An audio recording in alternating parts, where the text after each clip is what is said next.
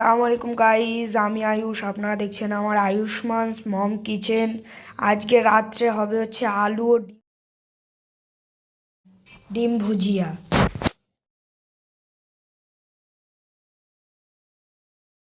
আমি তিনটে আলু কুচিয়েছি, একটা পেঁয়াজ কুচিয়েছি আর একটা কাঁচা লঙ্কা কুচিয়ে নিয়েছি। এদিকে অল্প একটু তেল গরম করতে দিয়েছি। তেলটা গরম হয়ে গিয়েছে, এবারে আমি এই আলু পেঁয়াজ আর কাঁচা লঙ্কাটা এর মধ্যে ছেড়ে দেবো।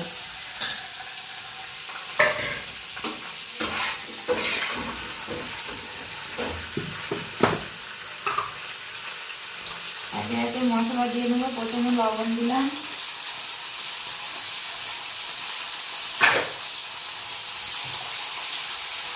তারপরে একটু হলুদ গুঁড়ো দিলাম,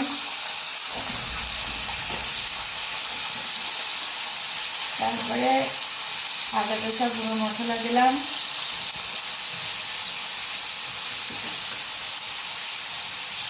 একটু জিরে গুঁড়ো দিলাম,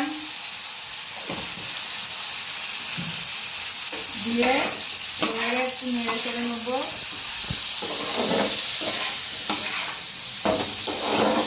তারপরে নেড়ে চেড়ে নেবো, নিয়ে মশলাগুলো সব গায়ে মাখিয়ে নিয়ে এবারে ঢাকনাটা দিয়ে চাপা দিয়ে দেবো একটু সেদ্ধ হওয়ার জন্য হালকা আছে। ওইদিকে আমার আলু ভাজিটা চড়ানো হয়েছে, এইদিকে আমি এক বাটি আটা নিয়েছি আর একটু পানি দিয়েছি আর লবণ দিয়েছি, দিয়ে এই ব্যাটারটাকে ভালো করে মাখিয়ে রেখে দিয়েছি। 2-3 মিনিট রাখবো। রাখার পরে আমি তাওয়ায় পাকিস্তানি রুটি বানাবো। আলুটা সেদ্ধ হয়ে গিয়েছে, এর মধ্যে একটা ডিম ছেড়ে দেবো।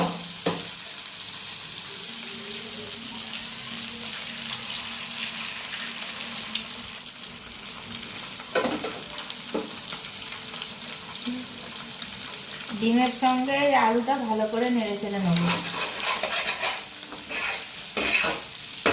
এরকম নেড়ে চেড়ে নেব, নিয়ে ভাজা ভাজা করে নামিয়ে নেব।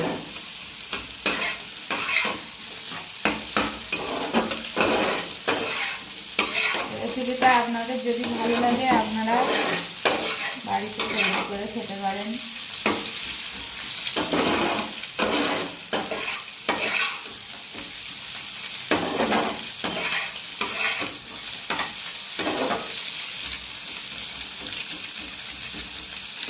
এটা আপনাদের অসাধারণ টেস্ট লাগবে। আমিও খেয়ে দেখেছি, আপনারাও খেয়ে দেখবেন একবার। যদি রেসিপিটা ভালো লেগে থাকে তাহলে অবশ্যই সাবস্ক্রাইব করবেন এবং বেল আইকনটি অন করে রাখবেন, যাতে সবার প্রথমে আপনার কাছে আমাদের ভিডিও পৌঁছায়। আলুটা ভাজা হয়ে গিয়েছে, এবারে আমি বাড়িতে তুলে নেব। পাকিস্তানি রুটি করার জন্য আমি এখানে তাওয়াটা গরম করতে দিয়ে দিলাম।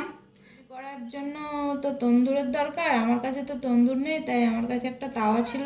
এই তাওয়াটা গ্যাসের চুলায় গরম করতে দিয়েছি, এতেই আমি রুটিটা তৈরি করে নেব। আগে থেকে করে রাখা ব্যাটারটা এবারে আমি তাওয়ায় দিয়ে দেবো। হাত দিয়ে চারিদিকে আমার গোল করে ঘুরিয়ে নিতে হবে।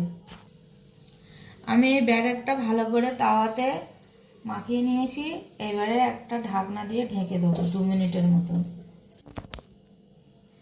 রুটিটা এবারে এই পিঠটা হয়ে গিয়েছে, ওপরের পিঠটা এবারে এরকম উল্টে দেবো।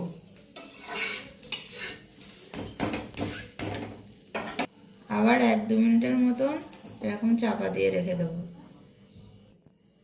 নিচের পিঠটাও হয়ে গিয়েছে এবং উপরের পিঠটাও হয়ে গিয়েছে, এরকম একটু লালি লালি ভাব হবে, তারপরে নামিয়ে নিতে হবে।